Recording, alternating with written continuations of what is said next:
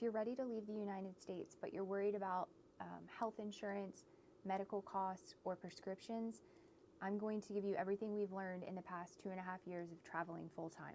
If you're traveling around the world and you're not planning to stay in one country specifically, then you can do global travel insurance, which there's a lot of different companies out there. I think Cigna is one of them, but they will cover you globally. You can also do insurance where it's like a few specific countries, and then if you plan on just being in one country, then you can do a local country's health insurance. Usually for digital nomad visas or immigration, they may require you to have your own health insurance. And if that is the case and you're wondering which one to go with, I don't promote Meta apps at all, nor or Facebook, anything, but I recommend, if you want that information, if you want to know what's going to be the most cost effective and affordable, I think joining one of those groups is going to provide you the most information.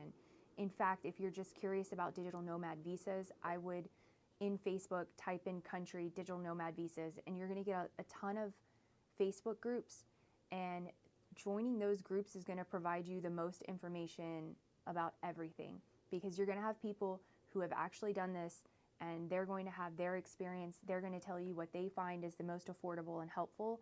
These groups are so supportive and so helpful in these transition processes.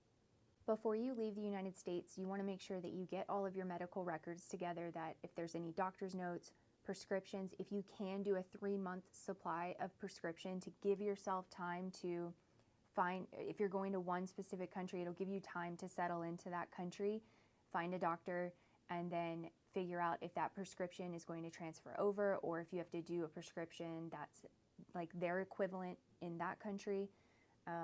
If you're just planning to travel around, you can still get medicine and prescriptions. We did a lot of telehealth appointments when we needed something. So within whatever country you're in, if you just Google Portugal telehealth providers or something like that, then you can book appointments within that country.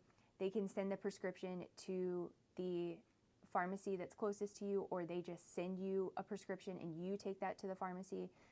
I will say, for prescriptions in general, a lot of them will not just transfer over.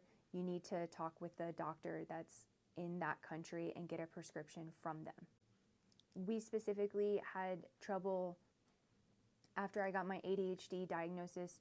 I've just not been on Adderall, or I've been unmedicated for the past 2.5 years, because I would say having ADHD and then traveling abroad is pretty tough. We ended up not getting travel insurance because we were so sure we were going to find a country that we wanted to immigrate to, and we were just going to get that local country's insurance. But we ended up just bopping around the world and didn't